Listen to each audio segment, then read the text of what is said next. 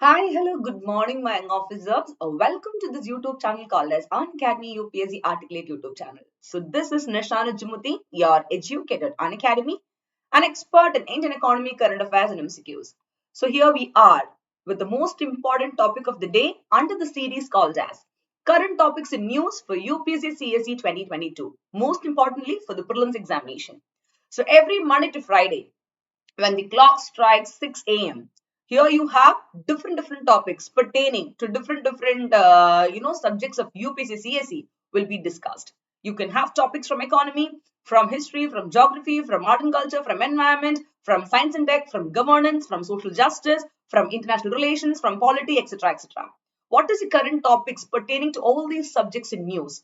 The current affairs perspective, and the static or the theoretical perspective as and when required to have a crystal clear clarity of concepts will be discussed in all my sessions. And the choosage of topics, okay, that is when we select the topics, I'm very particular that these topics are topics which is really going to benefit you in your examination, not only for UPSC CSE, be it any competitive examinations or even for the college students as a whole, because to update yourself with the current hot trending topic is something where you keep updating your knowledge. There is no barriers to that. And that is the sole advantage of this particular session. So yes, tell me, how are you all after yesterday's class? I know that yesterday's class based on should be increased. The legal age of marriage of women to 21 from 18 to 21 was actually hitting the bar. And thank you so much all my learners, my viewers, for really giving me so much of support. Anyways, yes, Tejesh, good morning. Where are the others? People are still yet to join. Let them join. So today, if you see, we have another interesting topic. Again, an interesting topic from the current scenario, which all of us are discussing every now and then, which we are using every now and then based on the online perspective, based on the digitalization perspective. And the topic for the day is digital public goods. Do you think the so-called DPG, it is not DGP guys, it is DPG, okay, digital public goods. Do you think it is an inevitable attribute of the future or not? I think yes, it is an unavoidable or let's say inevitable attribute of the future. So based on this particular topic, the pros and cons, and most importantly, forget about the cons, the advantages will be discussed in this particular session. Clear? Because that has become a part and parcel of our life, the digitalization, the digital technological advancements in every single field, right? So now, yes, Ishita, good morning. So this is a third lecture, guys, under the so-called news, current topics in news of the day. So make sure that you are watching the previous lecture 1 and 2. The playlist of this particular video is available. So lecture 1 and 2, we had one topic based on Monetary Policy Committee, and lecture 2 yesterday based on governance and social justice and polity. We had a topic that is regarding the legal age of marriage of women, and that was a hitless topic. Do watch it. Okay. And apart from that, if you go through my profile, I am an assistant professor at Hindustan University, one of the most prestigious university in Chennai. Apart from that, I am also an economist who's working for government of India in various projects. And you can just go through the other details and in the Unacademy Plus platform. I am a top educator handling all the NCERT batch courses of economy, the comprehensive batch courses, and the current affairs, and also the other MCQ related courses. To watch me free on the Unacademy platform, can you see a link that is pinned up in the chat box? Click on that. It will take you to my Unacademy profile. This one. Follow me there. Get all the updates. Okay, all the updates regarding my free classes, my plus means paid classes. Free classes, nothing to worry much. When the clock strikes 6 p.m. See, I start my day of classes at 6 a.m. Okay. And I try to make it more productive for the working professionals and students at 6 p.m. in the evening after my college hours of working in university or whatever. Why? Because 6 p.m. is a regular timing you used to follow for so many years, where I do one single session called as UPSC level MCQs with a 360-degree coverage. Question answer plus a 360-degree coverage of them as well. With the method of polling, with a lot of interactive sessions, with raising a hand feature in the app. Do watch it. You can get a different interface and experience in the Unacademy app. For that, use the code Nisha IAS Live. Download the app, follow the UPSC category. When you click the special class link in my profile, use this code Nisha IAS Live and watch it for free and even to unlock the free content. Okay. And paid class also same thing. You got to really use the same code for all the discounts and all. You can just go through those details. Anyways, so here we are with a very, very important topic of the day. So yes, shall we start, all of you? Hi Shivendra, Rajesh, Anup, good morning to all of you as well. Happy to see all faces, morning. Yes. So any doubts, any queries that you have with regard to the Plus platform for Unacademy, please feel free to reach out to me. And now this is a Telegram channel where you can follow me, Nisha Nujumudeen for UPSC. You can just go to Google, type my name Nisha Nujumudeen, and if you want to follow me via Telegram, type Telegram again there. You get the link for all the updates of whatever classes I take. Okay. And this is a method called as KC, guys, applicable for the 6 p.m. free class in Unacademy. So when you come for that class in the app, I'll tell you more about this so-called smart mantra. So now, before starting the class, let's quickly begin with an amazing quote of the day to boost up your spirits and motivation. So here we go. When the roots are deep, there is no reason to fear the wind. That's very true.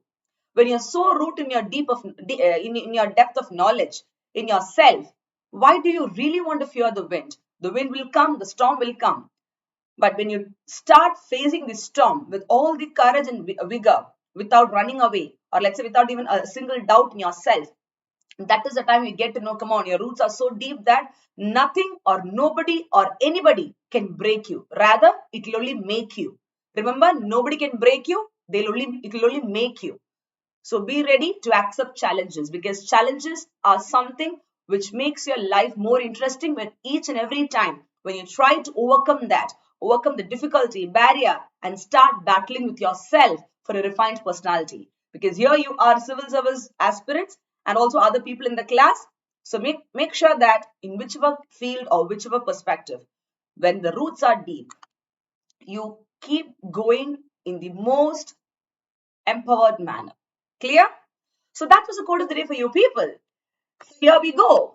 All the details regarding the UPSC batches, then with regard to the Unacademy toppers who were our plus learners, all these things you can go through. And for that, plus subscription is required, guys. And the code is also told to you, free class and plus class. Use the code Nisha IAS Live. You even have a loan option. Nothing to worry. If you cannot pay the first, second, one year, 2 year, 3 year fee together, leave about it. Forget about it. Nothing to, no kind of worry about that. You can still chase your UPSC dream with loan, which is having no EMI and no interest rate at all. Okay, no cost EMI and no interest rate at all. So use all these options, and within 2 hours it gets approved for you as well. So we are actually doing a revolution for the students across India, especially from rural part of the country, through Unacademy. So the same code Nisha is Life can also be applicable there, not just for discount, but for the personal mentoring program to come under my personal batch of students. Simple as that.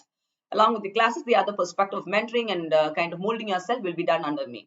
That is the benefit of this code. Just to bifurcate who are the ones who really voluntarily does that. Clear? Now, don't you think so? Digitalization is indeed very, very important, guys. This is what we see today. Wherever you turn around, and taking into consideration the COVID-19 pandemic as well, wherever you turn around, be it for making a payment, be it for connecting in the education sector with your teachers or students, or any other speeches, even in the health sector, even in the industrial sector, in the service sectors of various perspective like insurance, banking, whatever, everything is online today. It's been transformed into an online stuff. And if you see, as far as a developing economy like India is concerned, since 2015, under the Modi government, they are focusing on what? The concept of digitalization. So keeping this in mind, don't you think so? This digital public goods is indeed very important for us to have a look into what exactly it is. Yes, it is very, very important. Clear? So now, talking about the digital public good, this particular topic, okay, it is taken from the category governance. So now, this is not exactly a topic related to economy, but it has an inclination towards economy. When you talk about the rules and regulations, again, it is having a touch with regard to the polity perspective. But most importantly, this particular topic is from the subject area governance. Okay.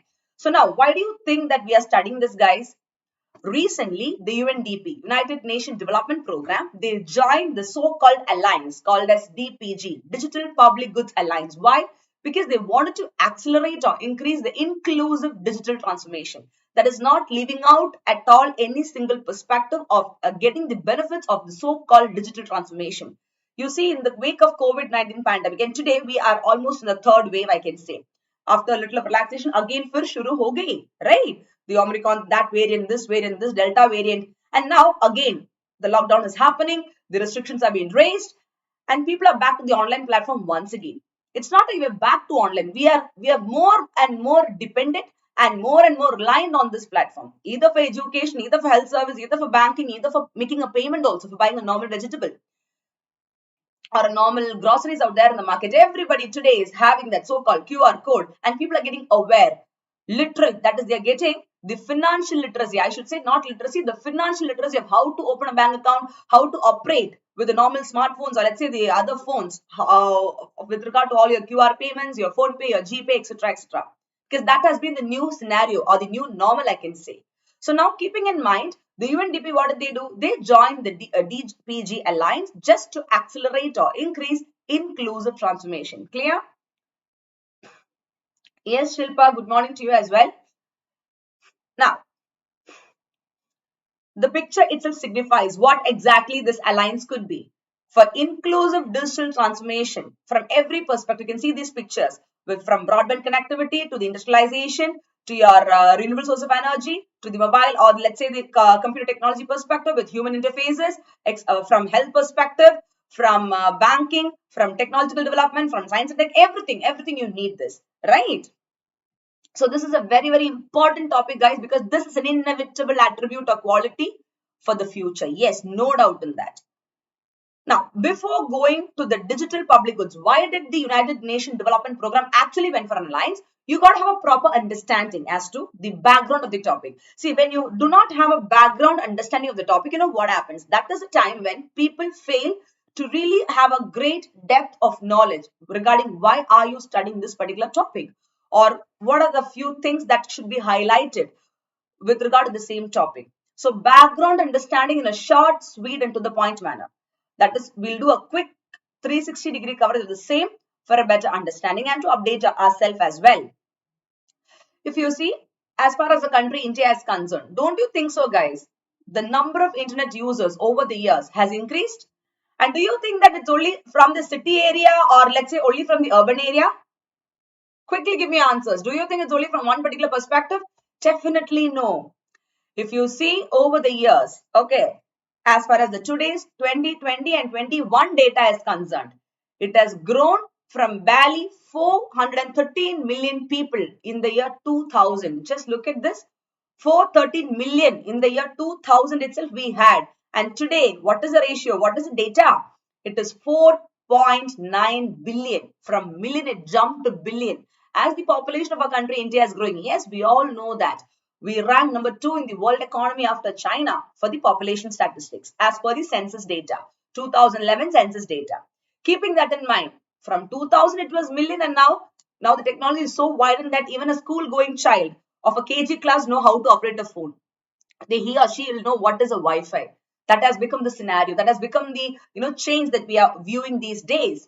So now it is 4.9 billion. And if you see social media, your Instagram, your Facebook, your Twitter, your Quora, your Tumblr, or your Facebook, whatever, it was almost unheard it was almost, I can tell you, unheard of at the turn of the century. But currently, you can't even breathe without social media. Let me tell you something. Couple of months before, there was a stop, or there was a kind of pause with regard to all the social media when the so-called metaverse issue was happening. So Facebook recently experienced such a kind of pause when no servers and network was working. You remember, I have taken a class. This is a topic from the science and tech, the metaverse platform and the issues based on that. Your Facebook, Instagram, your WhatsApp, nothing was working. We thought, what happened? Almost in the 2 hours, we never knew what to do. The complete servers went down. And that's because of, again, I've taught you that as well, the BGP and the, DNA, not the science or DNA. I'm talking about the name analysis, okay? And the protocol, the border, band protocol of all this internet and networking stuff, the routing issues. So now, from that we understood, right from a youngster to an adult, you cannot be without social media even for a while. Though that is not your necessity, like how you take a food, but it has become like that. That is what it is showing you. Because today 4.5 billion people are active users. They are active users without a break. So just think about this. Yes, Maury, don't you think so, guys? Even you people, how are you watching me in this class? You're watching me through the so-called, laptop or phones with the help of internet. And that was YouTube. What is YouTube? Another social media again. It can be utilized for information purpose, like these classes are used for lectures. It can be used to use for the entertainment purpose of any other purpose. You understand? So now this itself is a very big example.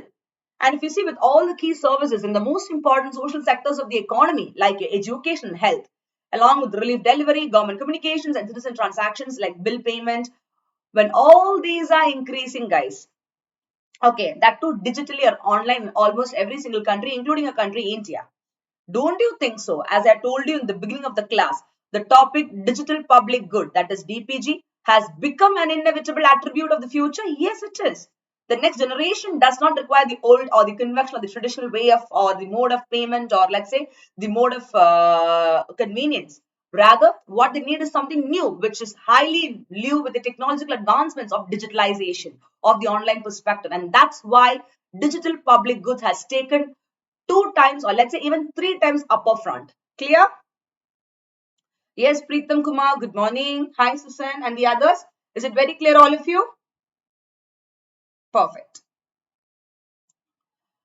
So due to this particular reason only, guys, your digital public goods has become very, very important. This is the background data. That is enough. Nothing more is required. To the point discussion is fine. Now, let me quickly tell you what is DPG, because that's very important to know the definition. So let's say in a simplified manner what that is all about. If you see, the United Nations Development Program, when they actually took this DPG into consideration, when they wanted to actually accelerate them, one important thing was that, hold on, one important thing was that they made a clear-cut idea in every single perspective. The so-called digitalization has been rooted, and we got to make the maximum out of it. If you see, with regard to the definition of DPG, I can tell you that the UN Secretary General's roadmap for the so-called digital cooperation, according to them, they define DPG as what? An open source software, or let's say an open data, or an open AI model. What is AI model? Artificial intelligence model. Because we all know that AI, that is artificial intelligence, it's again one of the need of the hour. Why?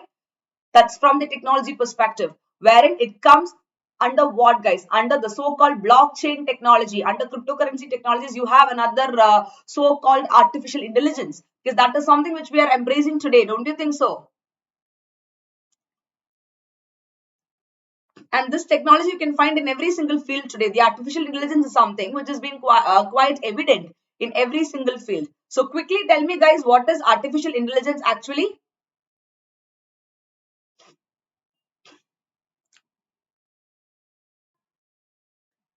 If you have a computer or if you have a laptop, very simple. So AI, or let's say artificial intelligence, take, you can just make a note of it.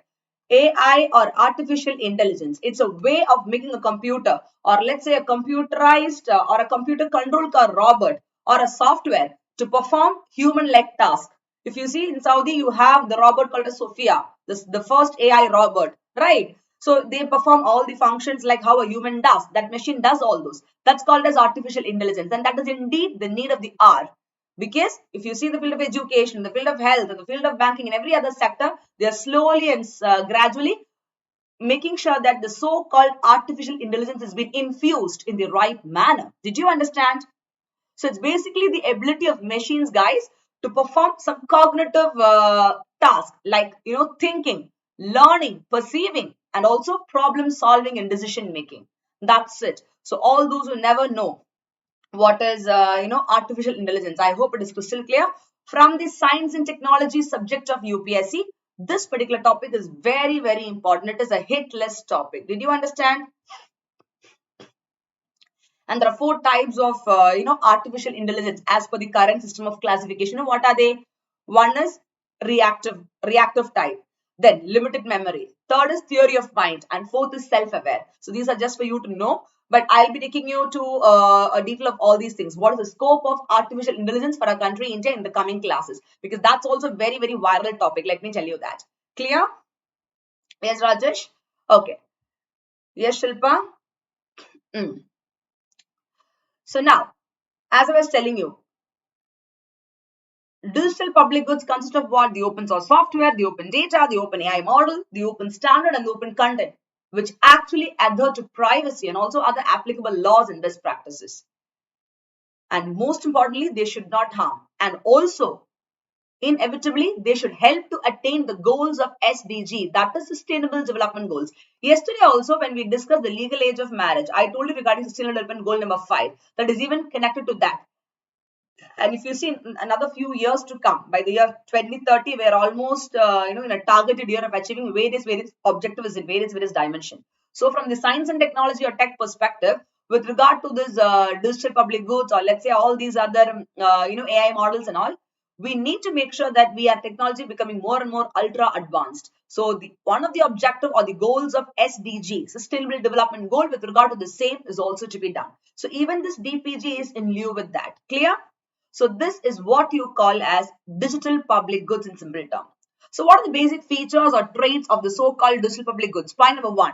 These are goods, guys, the DPG, with benefits that potentially extend to all the countries, peoples, and generations. There is no sort of limitation that this can be available only to one particular part of population or to one particular part of people. No. To all the people, countries, and generations, if they know how to make use of these online platforms or perspectives, yes, the so-called digital public good is being available.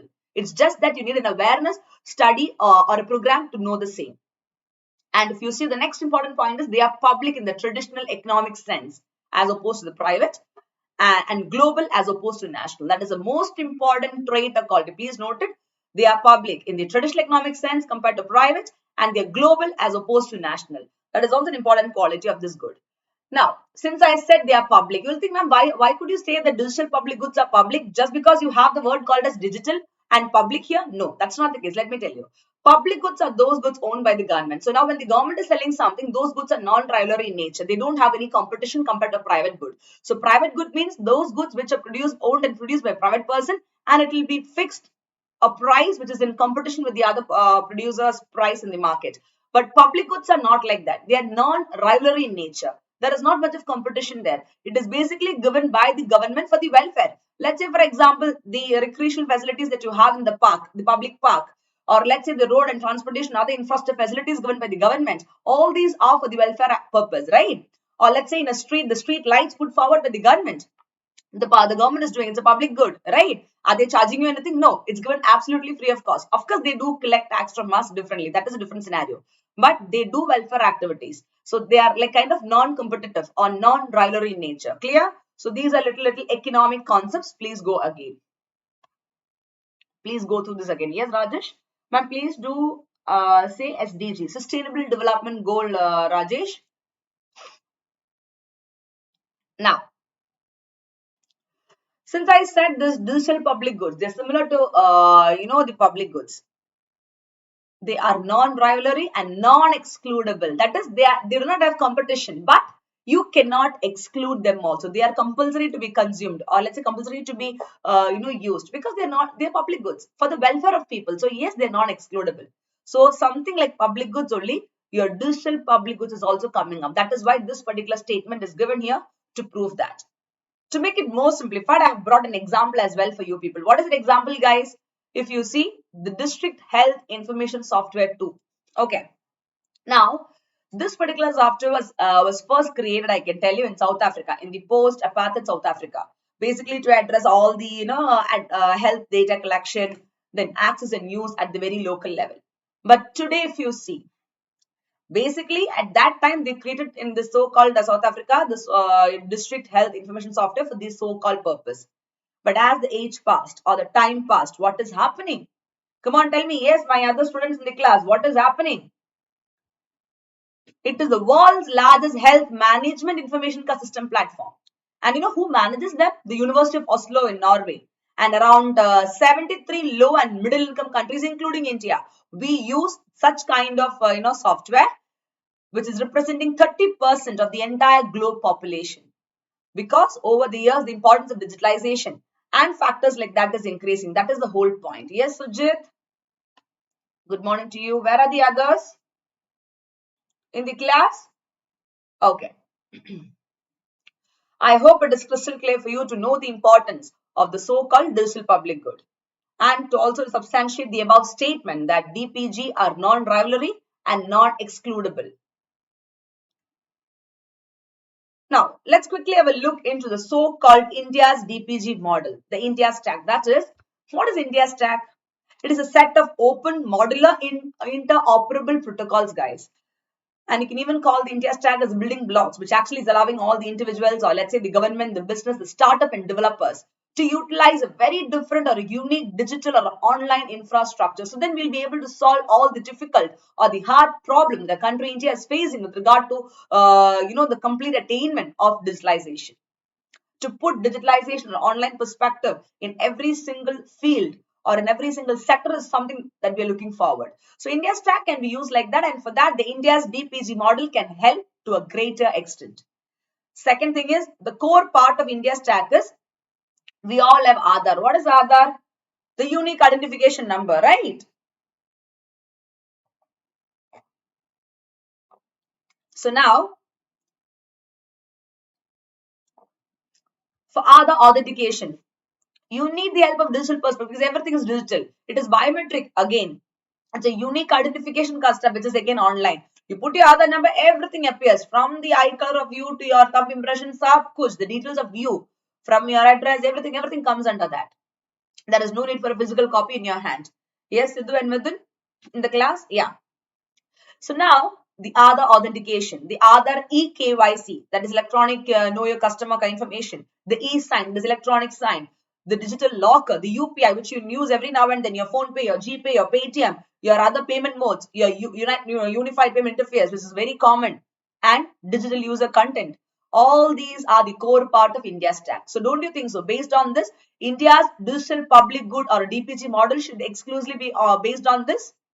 Yes, it should, because that is enabling a country India to have a very, very different, unique infrastructure, guys. What infrastructure? Digital or online infrastructure. So we'll be able to solve the hard problems of our country India. That is the whole point out there. You got it? Clear? See, in everything, even from the rural area to the urban areas, even those people, they need to have an Aadhaar, which is again the technological perspective. So automatically we are getting into that pattern. Clear? Now, having set the example of a few of the core parts of India stack, which is a part of the digital public good model, I can tell you that the base of such kind of biometric identity, which is connected to all the individual bank accounts of you and me, through which you and me will start receiving service and subsidies, guys, from your pensions to all your remittances, your licenses to food rations, which means that because of such kind of online perspective, let's say for example, when your Aadhaar is connected, you go to a ration shop, show us your Aadhaar card today. They tell you that you go for a registration of your shops or to get a license for running a car, for shop or a factory, or even to get a license of a vehicle.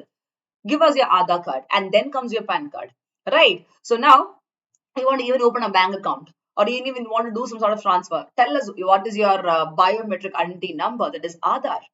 So now this has been a very mandatory stuff. So this shows the transparency, the efficiency, and to what level our country India is going to the next perspective. Come on, this is a kudos for our country India also, because we can never say that we are not growing. See, we do have flaws. I agree totally. But flaws doesn't mean that you are good for nothing. Come on. You got to really keep improving. And yes, we are doing it. The only point is it is a little in a slow mode. Or let's say, even if it is in a faster pace, because of the growing populations and the satisfiable demands at the faster pace, we are not able to cope up. But yes, we are trying our level best to keep coping up in every single field with regard to development, and so does the field of digitalization as a whole. But I should tell you, a huge improvement has taken place in the context of digitalization, my young officers. Take care.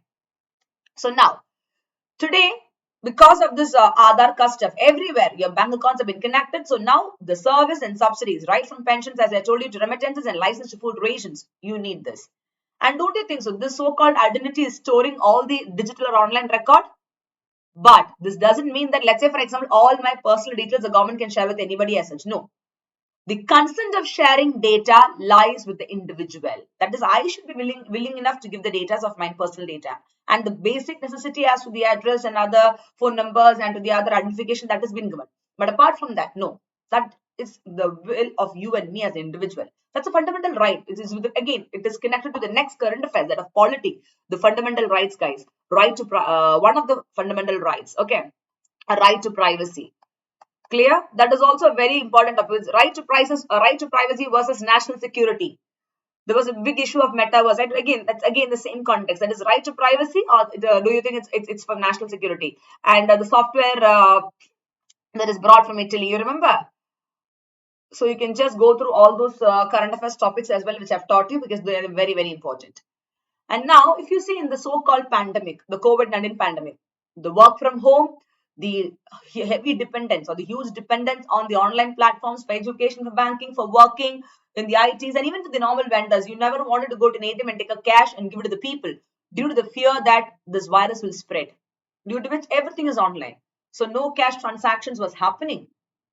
So people were forced, those who never had a bank account, to go and do that. The normal vendors who were not registered to get the QR code, they were supposed to make the registrations. So even if you see the roadside people who even sell tomatoes and onions or potatoes or even the meat out there, they have a QR code with them, because it became a need of the hour for them, just like how they eat rice or wheat. Like that, the payment became, to do the payment through this mode became a necessity. The situation has turned out like that. In the year 2015, when the government announced such kind of innovations or programs, nobody turned up. But today, because of this pandemic, it has become a necessity for people to turn it. So now in the pandemic also, it's once again proved across the country India that the vast diverse population and at a continental scale, right from the migrant workers to the high class workers, okay, they are using the online and digital perspective in one or the other way. Clear? And now, another important thing is that previously, when you go to a hospital, you get injections, you get a vaccinations or whatever. They used to give you, you're vaccinated, report or a bill, something like that physically. But today, we don't want any sort of physical copy also. Give the number of you, your vaccine date and your other number and the other number. I will tell you whether you really got the vaccination or not, because in the system, you cannot play much. You cannot do much of kallatarams. That is not permitted. So the transparency level has increased like anything. Yes, Ashtosh? You understand? So now, even during the pandemic across our country, India's vast, diverse population and at even continental scale, let me tell you, with food rations for migrant workers from the ration card and the vaccines taken and digital certificates are provided. So everything is recordable today. And this is because with the big objective of reducing, I cannot say end corruption very fast, but reducing corruption to a very greater level. Automatically, it will lead to what? Ending corruptions. And now, another important thing which I want to tell you people is with the use of QR codes. When I told you the QR code stuff or the online payment, 95% of our country, India, depends upon cash transactions. Okay, India is a king for that, I can tell you. And now it has reduced to 90%, but still, it's very difficult to penetrate such kind of online mode of payment, in our economy. Even the educated people, even the bankers out there, some people, they still don't use, or let's say the people, they do not prefer using, or let's say transacting via online platform when the money is huge. What if a server issue happens? What if the money doesn't go? So they are kind of confused. So they believe in the physical exchange of cash or transactions as a whole when it comes to huge money. You understand? And next important thing is with regard to the businessman's perspective. Why to have a tax? Or why to show a recordable stuff? It's better to have the, cash transactions. Now the white and black money stuff comes over there as well. So multiple things like that. Clear? So now, Indian economy being a cash economy, cash being the monarch or the king of the Indian economy, today we can see that, yeah, we are slowly and gradually becoming, or let's say we are accepting the digitalization or the digital payments to greater extent, reducing the cash dependence. But still, we cannot change the mentality of people, but still we're able to achieve something, Yes, Midun?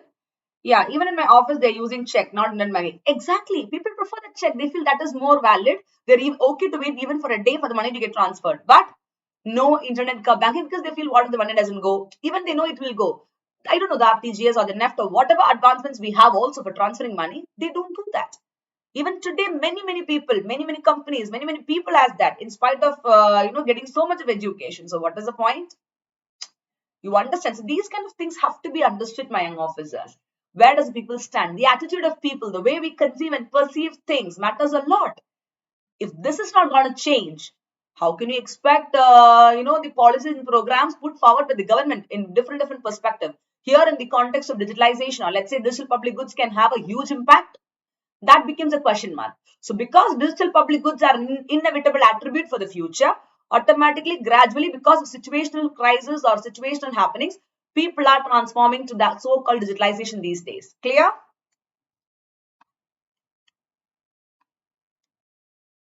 Now, another important point with regard to the cash perspective is India wanted to become a cashless society, cashless society. So now to become a no cash society, no cash in the context of cashless society, you need to understand that initially what you can do. Or let's say to become a no cash economy, can you ask the people to stop using cash transactions and go for the online? No, it's difficult. So initially, let's encourage and make awareness among the people to understand that use the online payments, try it out, learn it, and also use the cash. Let's divide them like that. So slowly and gradually, we can attain the objective of becoming cashless soon or complete cashless. Initially, if you want to be a cashless economy, you got to be a less cash society initially. I repeat, less cash society. So cashless, I didn't put it as less cash. Some people think that, ma'am, you said cashless. Now we are putting less in the beginning of the statement and saying less cash. The meaning is different. Cashless means completely the usage of cash becomes zero or nil. Only online transactions, card payment, the QR payment, that, this, etc. With your GPay, PhonePe, etc., etc. Take care. Whereas less cash means it is a scenario where for our country, India, encouraging cash transactions and also online transactions by making more awareness among the people. So simultaneously, from 90%, we can make it to 85 at least. So from a less cash society, gradually you'll be able to achieve or become a cashless society and completely embrace digitalization or digital payments in the coming days. And now the pandemic has actually contributed without even any push from the government, because that became a need of the hour for the people also. You and me start to think like that because you don't want to fall sick or get disease because of the transfer of disease via the notes or the currencies. You understand? Yes, Midun, demonetization is the first step. Lol. Come on, demonetization is again, yeah. That is, they did all those, but demonetization is again was beneficial to so many other corrupted business people also. Let me tell you that. See, it's a good move by the government. I'm not saying it's not good. But whoever want to do Kallatharam, they were really at the core, yeah. Come on. This is not cute Wala Kallatharam. I mean, the real Wala Kallatharam. They really did nice. And it was again contributing one or the other way into corruption as well. Anyways. Yes, Ram and Shivam, thank you for that. Yes, Rishabh, where were you? I was thinking, I was looking for you. You were not in the class. Ma'am, digital marketing will only prevail if there is good surveillance because there is high degree of fraud in this field. See, digital marketing or digital transactions, let me tell you, that is why you have the high-end security stuff. For example, in WhatsApp. Okay, you can hack a Facebook, you can hack an Instagram, you can even hack a Twitter account of a person. But with the registered phone numbers, you cannot hack WhatsApp. Maybe you can have a WhatsApp there by scanning the QR code of the person if you get it. But that is also for limited time. Whereas there is something called as when you open your WhatsApp, end-to-end encryption code. Have you seen that? That is the thing to protect you. It's a high-end security feature where nobody can hack your WhatsApp very fast. I'm telling an example. Similarly, the protection security level is on the rise. They are not stupid to introduce, such kind of technological stuff, and just leave it like that.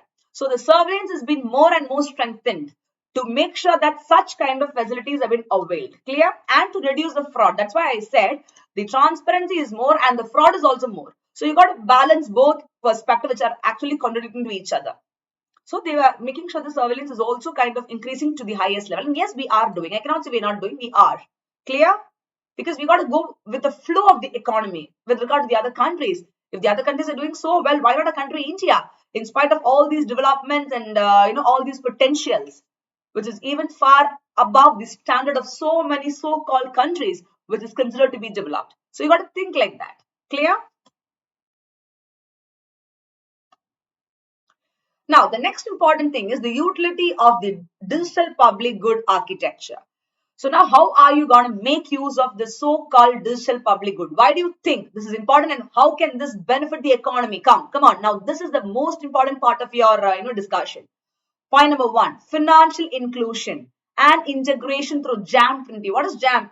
Early morning, why is ma'am telling about jam and bread and butter? You're thinking, no, S and A. Come on here, I'm talking about the jam. That is Gen Aadhaar Mobile Printing. connecting your Aadhaar and mobile for opening the bank accounts, for getting notifications and payments via the registered phone numbers. So at the same time, people are getting financial literacy and digital literacy. And at the same time, the big object of the government called as financial inclusion through Jantan Yojana is being attained. So this is a big stuff to understand. One scheme is interconnected to multiple other big schemes and programs for the government to achieve a better objective. Did you understand? Yes, Mithun, still it can be hacked, and WhatsApp informed government regarding that, and government has been idle. See, Mithun, that is what I said. Right to privacy versus national security is a topic where hacking can happen in such kind of software, the Pegasus software. The Pegasus software is something, but that they're not promoting it. See, a normal person cannot hack. See, for example, a normal person without much of technology background, but if he or she knows this so-called, without even taking any hacking course, ethical hacking course and all, they can hack the, other accounts of a person very fast. Whatever tight securities you put. But in WhatsApp, that's not the case. You cannot do it very fast. For that, you should have Pegasus software. Nah? That's what I said. Pegasus software, right to or to privacy versus national security. I'll bring that topic for your discussion on 6 a.m. in the coming days. It's a very brilliant topic. Believe me, a very brilliant topic. Already in the editorial, I have discussed the same when that was point of hot topic of the discussion. The same thing in a comprised man, I'll bring it once again for the 6 a.m. class, because these kind of topics are actually making your brains think. Come on, what is this? And most importantly, from the prelims perspective of UPSC CSE examination, for MCQs, you'll have a clear-cut understanding of the concept. And now these topics are also helping you for the mains examination to put out your views, to express your views from both the perspective based on the keyword of the question. So it reflects a good ideology out there. That is why such kind of sessions and statements and content is being framed by me like this. Clear? See, I can give this content to you, you can read and understand. You're not uneducated people, you're all educated. But explanation, the way you present, the way you kind of the way we try to make you understand, that's more important. The way we present and try to instill into the brains of our learners, of be it UPSC people or any other people who was watching, that is more important. Clear? Yes, Tejas. Yes, Rishabh. Can you repeat JAM? Jandan Aadhaar mobile platform, Trinity. Jandan Aadhaar mobile. Connecting your Aadhaar and mobile together, guys, for opening bank account. Your JAM Trinity. Clear? Yes, Midhan. Digital India Land Record Modernization Program. You want me to do that as well? The connected topics? We'll do that. Don't worry. Okay. So now, one of the most important feature, or let's say the point to be understood with regard to the DPG is that financial inclusion and integration through JAM 20. Now, how was this made possible, guys?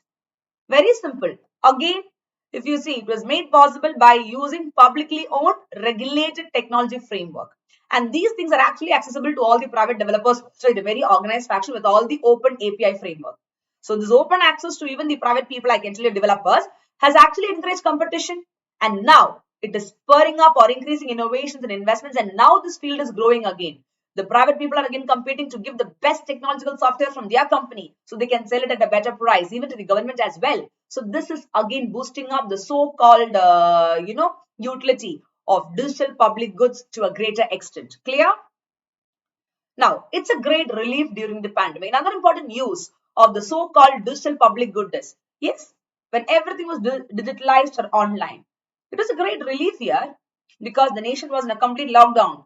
During the pandemic, the India Stack even received further validation. India Stack means where you have all your identifications now. That is your other identification, your other bank accounts, your online perspective and payments and all this stuff. It was more and more valid. I told you now, it became a necessity. Just like how you eat your rice and wheat, which is an essential food item, to do things online became a necessity because people had no other go. And the Indian government, if you see, they delivered relief support directly to more than 420 plus millions of beneficiaries via DBT. What is DBT? Direct benefit transfer. I repeat, direct benefit transfer. That is, for example, via the bank accounts of the concerned individuals. Okay, via the bank account of the concerned individuals. Okay, the money will be transferred. That's called as direct benefit transfer. For example, there is a scheme called as Pradhan Mantri Kisan Samman Nidhi Yojana in agriculture. I repeat, Pradhan Mantri Kisan Samman Nidhi Yojana. The the whole idea revolving around this particular scheme, which is put forward by the government in the year 2019, 18-19 union budget, was the ministry said this has been brought in to help the poor farmers who are called as small and marginal. Marginal means the pathetic one, who does not even own a land. Later they said even those who own a land and who are very financially vulnerable and weak, they will be taken into consideration to be an eligible beneficiary for the Pradhan Mantri Kisan Samman Nidhi Yojana. They'll be given 6,000 rupees per annum with an installment of 2,000, 2,000, 2,000 each in 3 different installments. You understand? And now, previously, either through the post office or the nearby ration shops, the person used to come and they used to give the money to all these farmers and other beneficiaries for these schemes. Today, that's not the case. A lot of corruption was happening on that. They'll write the name of the people, they'll say the people didn't come, and they used to take the money out of it. And even if the beneficiaries come and asking, come on, we are supposed to get this, it has not come from the government. This is what they used to say, because no recordable data for them, no evidence for them. It's all hard copy stuffs out there. But now when everything became online, via the registered mobile number and the bank account with the Aadhaar, integration, that is your JAM Trinity, Jan then Aadhaar Mobile Trinity, directly to the bank account of the eligible beneficiaries, the money get transferred. That's it. Things became more simplified. So this is also making the people, even the rural area, to be literate.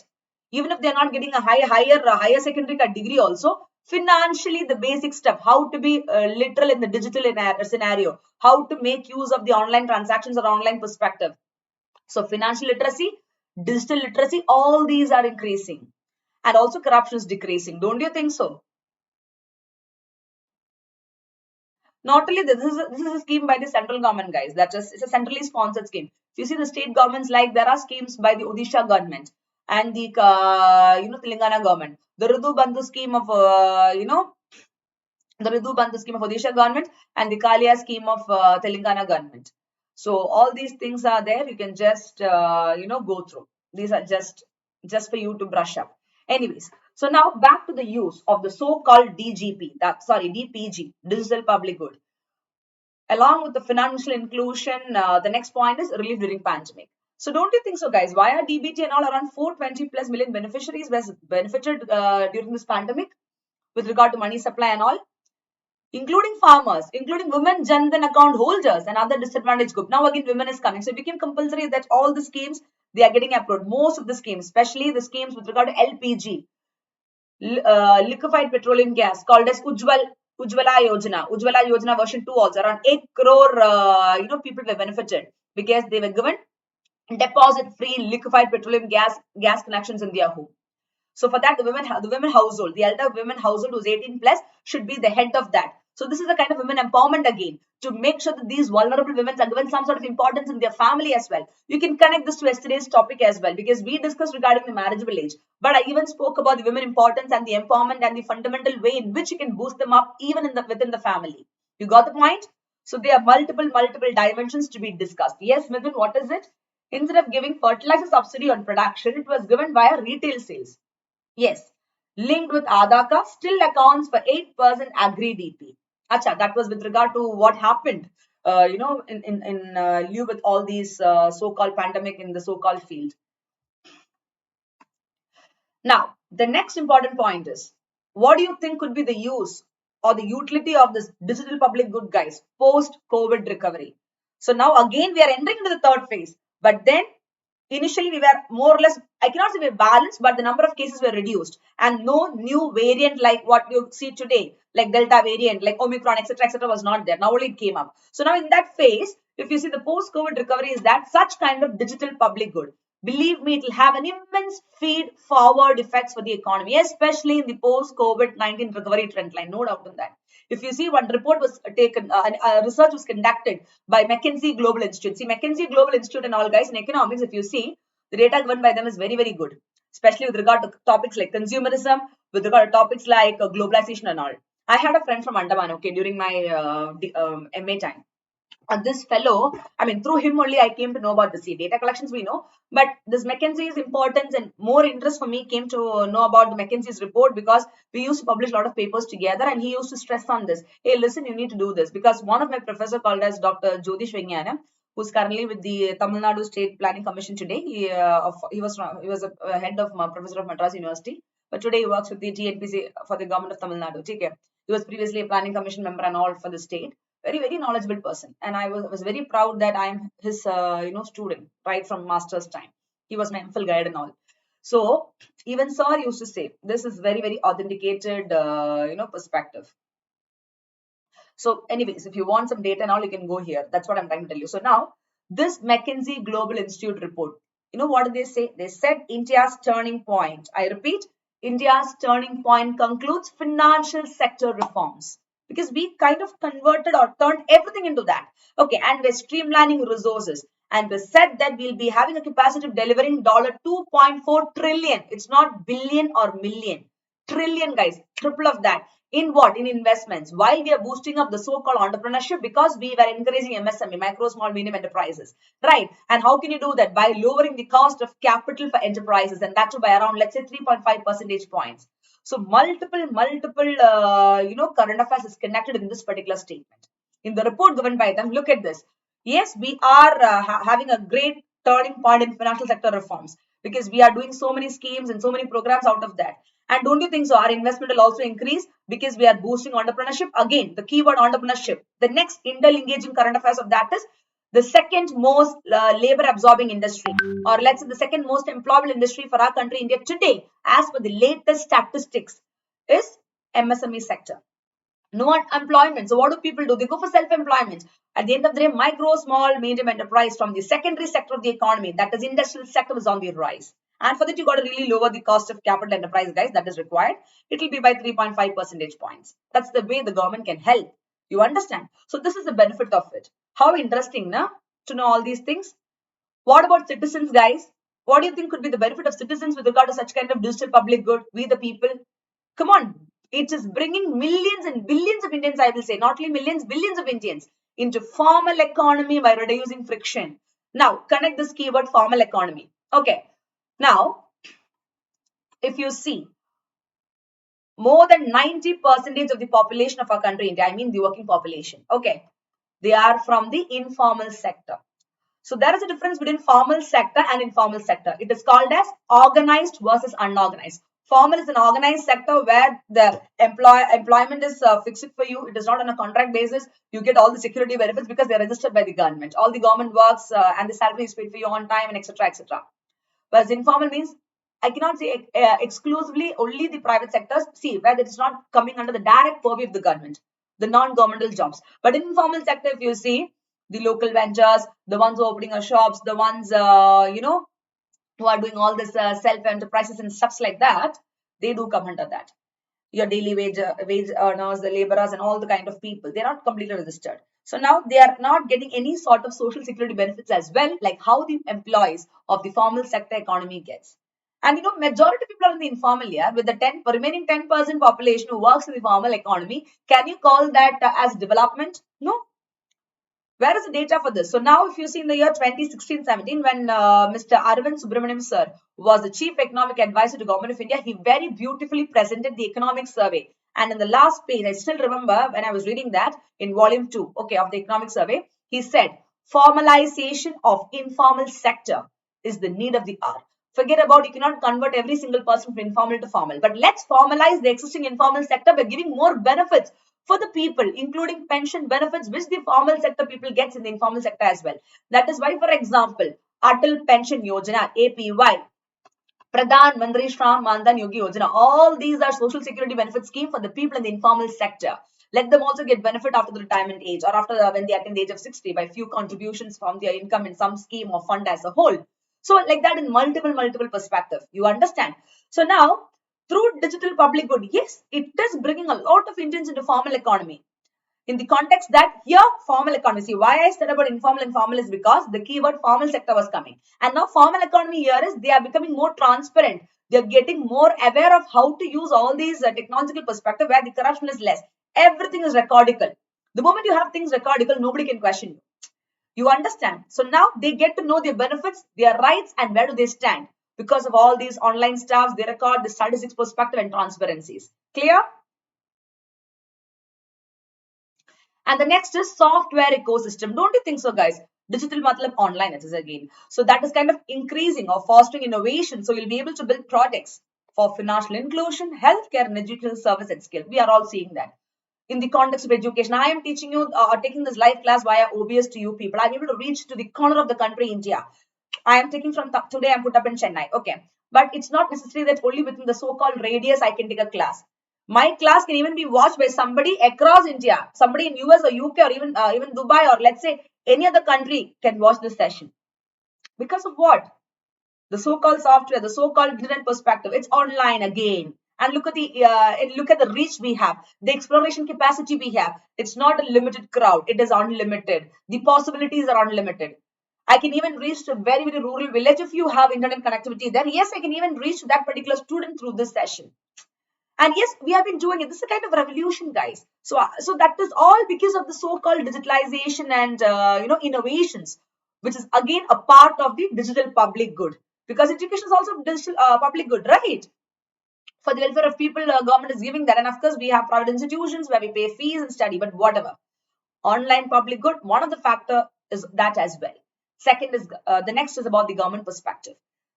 How do you think this DPG will be useful for them? Yes, it is bringing a paradigm shift in the way government services are delivered in a very structured, transparent, accountable, and leakage-free model. Now, an example for this leakage-free, accountable is, let's take the case of ration shop.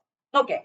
Now, before pandemic, okay, what happened was like, if I, for example, if I am going to a ration shop called as fair shop, ration shops are fair shops. If I have an APL card above poverty line or a BPL card, let's say below poverty line. Okay, you imagine I have a BPL card. Now, I may or may not get the good quality rice item and they will say the stock is less. If they give you only 2 kg instead of 3 kg, in front of you they measure, but you see it is 2, but it may not be up to 2. Okay, it may only 1.5 or 1.5 kg. Half kg they'll take, they can even do some corruption and take it off. So now there is no recordable data as such, and there is no proof for you at all whether they are really delivering you what is required. And now sometimes some people they forget to come and collect the rations on that particular correct month. I'm not talking about the extreme poor people, the middle class or lower middle class people and all. When they come next time, they say, see, you are not eligible. Or let's say after 1 or 2 days they come late, they say, no, listen, you cannot get this because there is no stock at all. But what these people, the ones the ration shops, what they'll do, they sell these nutritional food products what the government is giving for the vulnerable population via PDS, that is public distribution system, through ration shops to the black market at a higher price. So what happens to these people? The low quality food item has been served. Sometimes at all they don't get any of these. So a lot of leakage is happening. I'm giving an example to you. So now in this pandemic, even if you see, there are a lot of people who are working from north part of our country, India, and the south part of our country. If you talk about the demographic dividend of our country, India, okay, we have more of people, young working population from the north part compared to the south part. So we can see from West Bengal, from Bihar, Rajasthan, Orissa, some kuch people do come and work here as well. I'm talking about the normal laborers, the construction workers, the daily wage earner people and all. Okay. Now they were totally stuck. They couldn't even go back to their own native or places during this pandemic. What did they do? The government immediately in the Atmanirbhar Bharat Abhiyan, the 20 lakh crore economic stimulus package, guys, what did the government do? A beautiful thing was like they made provisions for the migrant workers as well, the difficulties of them. One important achievement was one nation, one ration card. It's called as ONRC. What is ONRC? One nation, one ration card. That is being an Indian. No matter you're a Malayali or a Bengali or a Rajasthani or a Madhya Pradeshi or a Maharashtrian or Delhi, whatever. And for example, you are put up in some other state. You are a Bengali and you're put up in Tamil Nadu or Kerala, or you're a Malayali or put up in Tamil Nadu or Maharashtra, whichever, or Andhra, whichever state. You're working there. And now, in such kind of pandemic, you're unable to move. You can still avail the food from the government registered ration shops. Because the Aadhaar has become such, it has become online, they can convert it to one nation, one ration. It is implemented also, guys. Initially in the required states, the government implemented. Now across every state, it has been implemented. Okay, where you can go and get the rice item. It doesn't mean that because you're a Bengali, you cannot get, or you're a Malayali, you cannot get the rice item from the ration shops in Tamil Nadu. Nothing like that. It has become inclusive. So online, it is registered again. So you get the data of whether how many kgs are given, whether it's really given, and the person has to give the consent also via the registered phone numbers and all. You got the point. So now, this has really enabled government to function effectively. And most importantly, let me tell you a secret. They cannot do open kallatrams again. Let me tell you that. It becomes so difficult for them. That's the next joke of the day. Really, I'm telling you this. Right, how will they do that? It becomes quite difficult for them to do. Clear? Because they are more accountable here. From where will they do all this now? If they have to do also, it requires some time. That is, for example, if they do 10,000 such kind of kallatarams, it can be only 1,000 now. Because it's very difficult, to be honest, to do such kind of things when things are very transparent. Clear?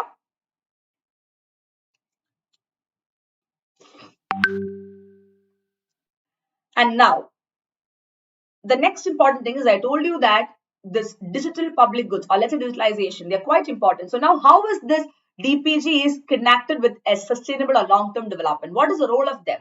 Here we go. If you see the digital public good, they support sustainable or long-term development in multiple ways. Point number one, they enable knowledge and data sharing. And second, they even reduce duplication in the development system and beyond. That's a beautiful thing to be understood because the keyword transparent, the keyword efficient, the keyword duplication, sub kuch is avoided. Clear?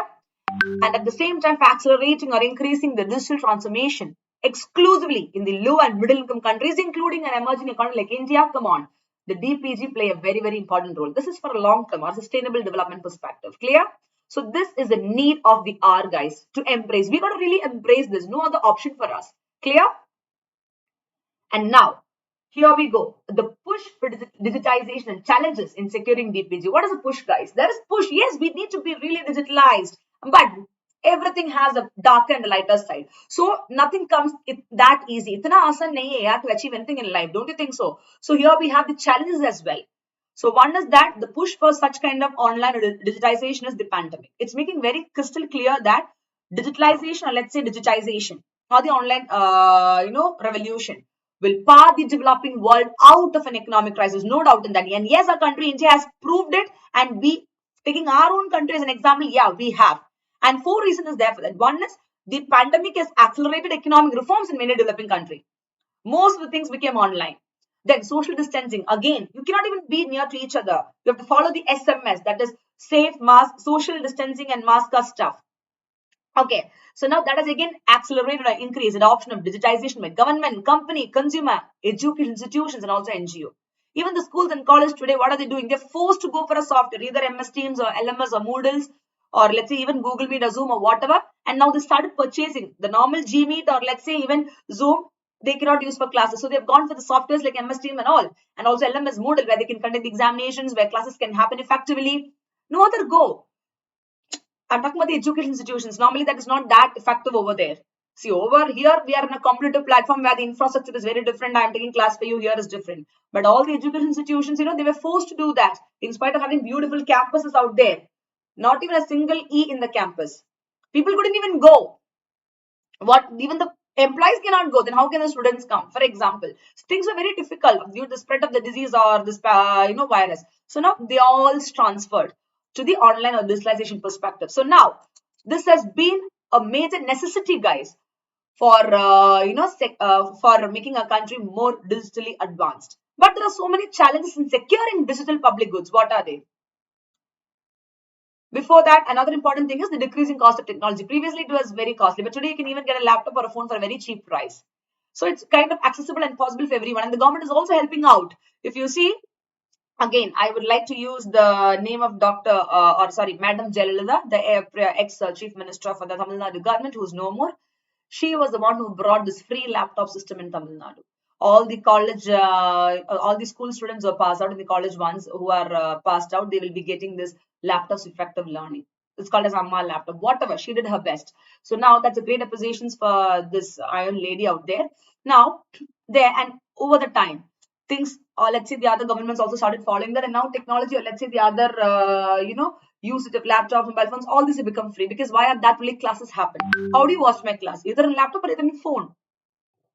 If it is too costly, will you be able to access it? Or if the internet is too costly, will you be able to access it? No, it has become so cheap. And also the government is trying to do a lot of things like providing free Wi-Fi as well. Now, connect this to the next current affairs I taught you for the 6 p.m. special classes. Google Station. What is Google Station? Not any other Google station, guys. It's nothing but it's a public Wi-Fi platform. Like Indian Railways, if you go to the railway, you can see free Wi-Fi available to all the passengers or people who go there. So now in the malls, cafes and other outlets of a country, India, Google Station is a program launched by Google to make sure that, taking into consideration the success of Indian economy with regard to the railway perspective, they want to make a free public Wi-Fi access to the people for their benefit. Clear? So now things are becoming very cheap again. So don't you think so? Digitalization is everywhere, and that has become the need of the hour. Even to the rural area, the so-called Gram Panchayat programs of broadband internet connectivity, of high speed, all these things have been carried forward. Clear? Yes, Vineet? And thus, the platforms are the new institutions, now easier to build and participate as well. But though this is the case, guys, though there is an extreme need for digitalization, there are so many challenges, because this concept of digitalization is still fundamentally different in developed and developing countries. Come on, this is a very, very important point to be understood from the realitical perspective. Let's take the case of the difference of digitalization in UK and India, or US and India, developed and developing. Yes, it is true. See, first, there is a difference between access and usage of technology. For example, if a US citizen, or let's say the people in developed economy, they developed economy, the issue for them is, okay, the issue for them is usage. For example, the developed world issue is nothing but usage with regard to the privacy of the consumer, their security, the protection of their data, productivity and all. Whereas in developing, they are not at all worried about this privacy, security, data protection initially. First, you give us to use all this, then we'll talk about that. So in developed, you have this. So now maintaining that is more important. Maintaining the privacy of the consumers through these online platforms, having a better data production to prevent them from breaching and phishing activities, which is happening, then other security perspective and all. But in developing country like India, you make it accessible to everybody. Not only one or two people, but the entire country as a whole, even the remote and the rural perspective, yes, which we are doing as well. So digital availability, digital literacy skill, people should know to use it. For example, there is an availability of the internet and mobile phones out there, even in the remote area. But if people do not know how to operate, kya fayda hai? What is the point out there? So digital literacy skills is important. Lack of local language content. So now even if you do not know English, in the local language, you can have the content entered in laptop and phone and all. So that is also possible. Hindi, Marathi, Malayalam, Tamil, whatever you want. So that also can kind of improve. And it has to be. And also affordability. It should be affordable, guys, to the people at a very minimal cost. And the government can also give a lot of subsidies in that. And usage of infrastructure. For developing economies, see, digitalization is this. Whereas for developed economy, their issues are something else. Clear? The challenge for developed and developing economy with regard to digitalization is totally different, because developed has it all. So maintaining becomes a big problem, and they're focusing on that. Because they need to be very safe. Because the privacy with regard to cyber perspective is important. Whereas developing, first you give us, then only we can go to the next stage, like how the developed economy is progressing, and then we can go to this privacy, security, protection later on. Clear? Did you understand? Yes, Tejas, cyber attack will become challenge. See, cyber attack becoming a challenge is only when first you get it.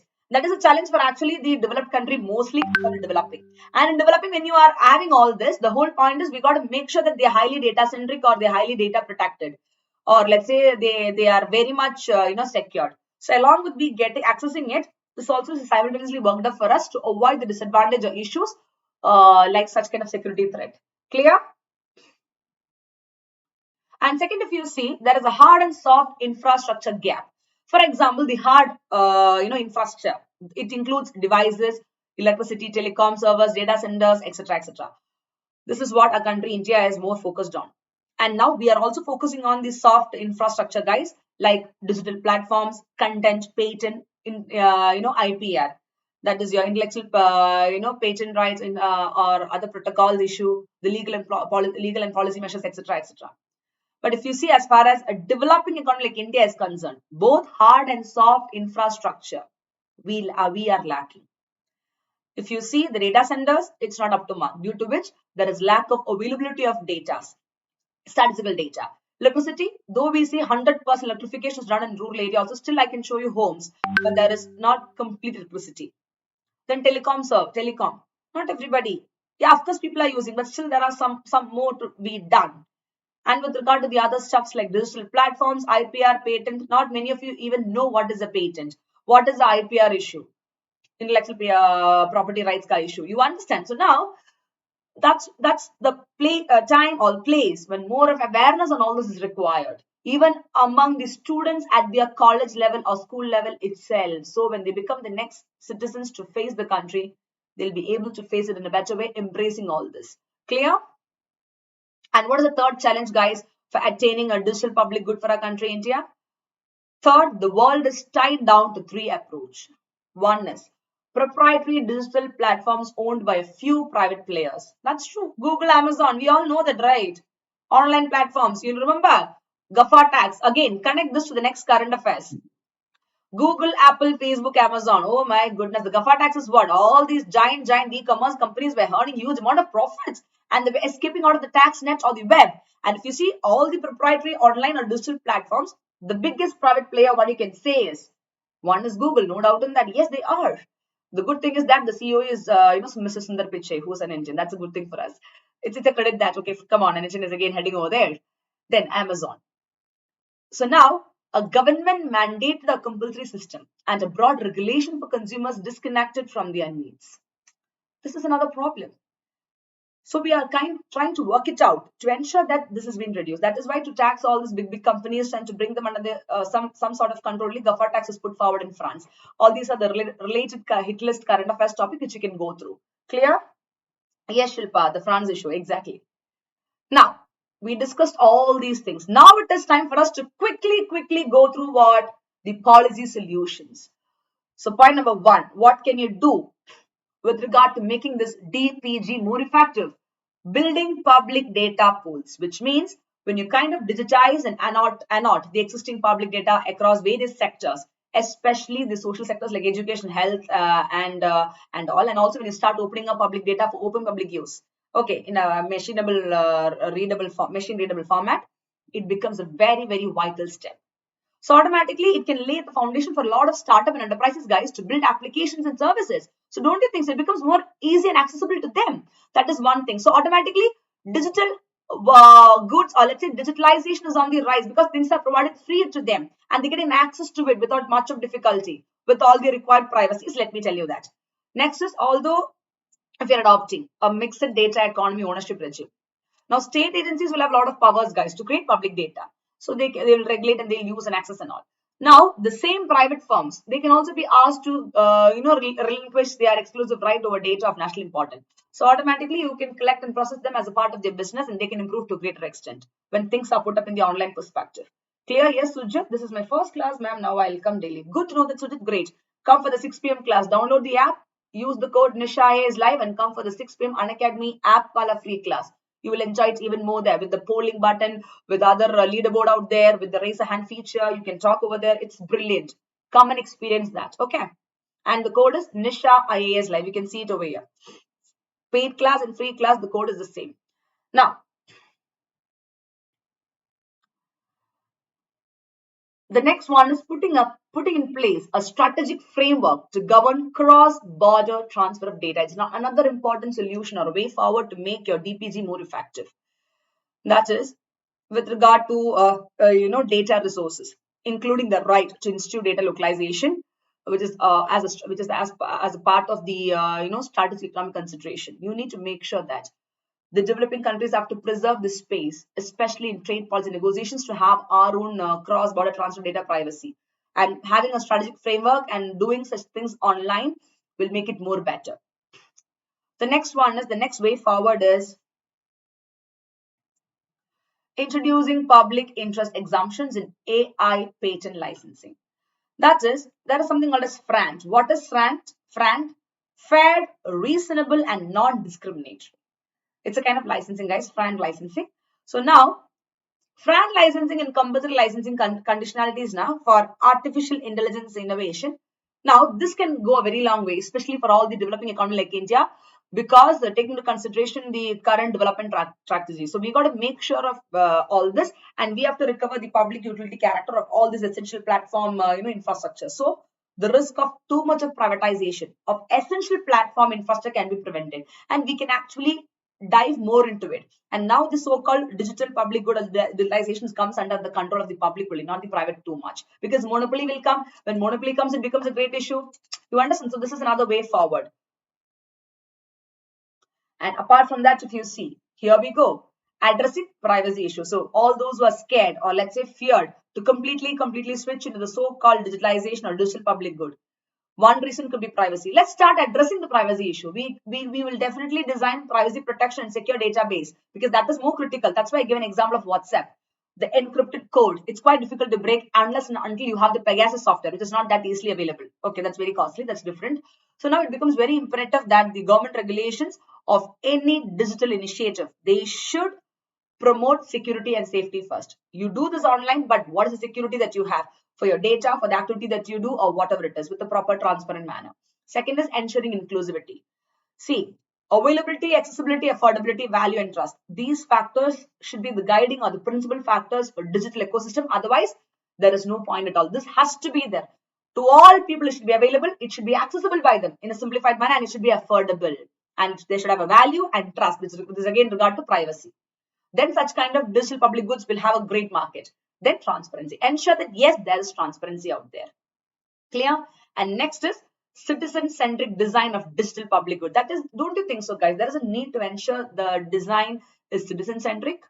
That is, the whole point is there is an inclusive access to service at the last mile. So automatically you'll be able to develop such kind of digital ecosystem at the fullest without much of hazels.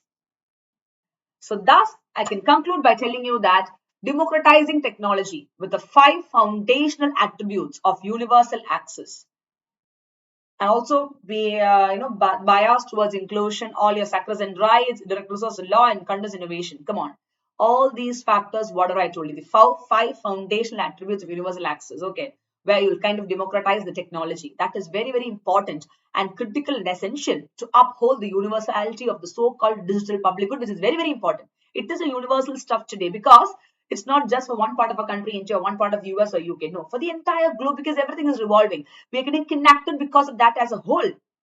And if you see several emerging digital public good platform, for example, Digital Public Good Alliance, Global Data Access Framework, etc., they need to be given more push. And now UNDP, that is Rapid National Development Program, they have entered an alliance with the Digital Public Good Alliance just because they want to accelerate digital inclusion. That is why you're studying this topic. Otherwise, there is no need, right? So when that is the importance, every single country should understand that. Clear? And thus, India's stack.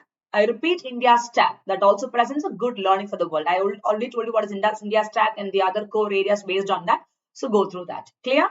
So this is the conclusion, guys, with regard to this particular hot topic of the day, which is very, very important for you to know from the area governance. Yes, Himanshu, good morning. Where were you for the previous classes? I hope you watched the recordings. And also for the 6 p.m. class. Do come. Yes, Himanshu. Yeah, ma'am. And rural, it is more important for bridging the digital divide. Of course, yes. Digital divide has to be bridged. That is why the broadband internet connectivity program in the so-called Gram Panchayats and other stuff is going on. And yes, we are doing it. We can never say we are not doing. We are doing. Let me tell you that. Clear? So that's all, my young officers. We are done with another interesting and amazing topic of the day, that is digital public goods in a short, sweet, and simple manner. So thank you so much. See you all for the 6 p.m. class tonight and tomorrow with another interesting topic. I'll see you live sharp at 6 a.m. Make sure that you're all ready with your brains to take more out of it. Clear? So yes, did you enjoy this topic and the session? So don't forget to express your viewpoints. Once the live streaming is over, don't forget to put forward valuable comments in the comment box of this video itself. So do like and share this video and watch it once again for your better revision and clarity as a whole. Clear? So once again, a small reminder, you can follow me on Unacademy via the link that is pinned up in the chat box, and make sure that you are watching the 6 p.m. free live class of the Unacademy platform taken by me, and also enrolling for the paid or the plus subscription using the code Nisha IAS Live. So yes, tomorrow I'll see you with another interesting topic of the day. Yes, Sujit, time of your today's next class. Sujit, my schedule is this. That is morning 6 a.m. I start my day in Unacademy UPSC article YouTube channel with the series Current Topics in News for UPSC Prelims 2022. Even for mains also I can say. It is a theoretical one. Any topics. Okay. After that, in the evening 6 p.m. in the Unacademy platform itself, you have to download the app. I do UPSC level MCQs with 360-degree coverage. Take care of all the subjects, static and current affairs question. And on weekends and holidays, continuously from 9 a.m. to 5:30 p.m. with half an hour break, we have marathons and carnivals of different topics with regard to MCQs and all. You get all the updates via my official Telegram channel, Nisha Nujumudeen for UPSC. You can check out my Insta, you can check out my Unacademy profile and follow me there for all the notifications. Clear? And for the mentoring program and stuff, you got to come in the plus or the paid platform. There also, you can take a loan as well if you cannot pay the full fees of either 1 year, 2 year, 3 year, but the fees is very less in Unacademy. Let me tell you that. There also same code can be used for better, results. And that will put you under my mentoring program along with getting discounts of, let's say, 25,000 and all in your fee amount. Fine. Yes, Risha, wonderful session, highly interesting. Thank you. So may you have a great start of the day. So happy Wednesday to all my young officers and friends and other colleagues out there in this class. So see you all evening and tomorrow again with a much more brighter and a controversial topic and a topic of the day. Okay? So any doubts, any queries, please feel free to reach out to me and also share this video. That's very important. Share this video. Okay? So let a lot of people benefit out of it. So those who finish, for those who missed the previous sessions, that is lecture 1 and 2 of the same series, it is available as a playlist in the same YouTube channel. Go and watch it. So bye-bye. Thank you so much. Take care. Jai Hind.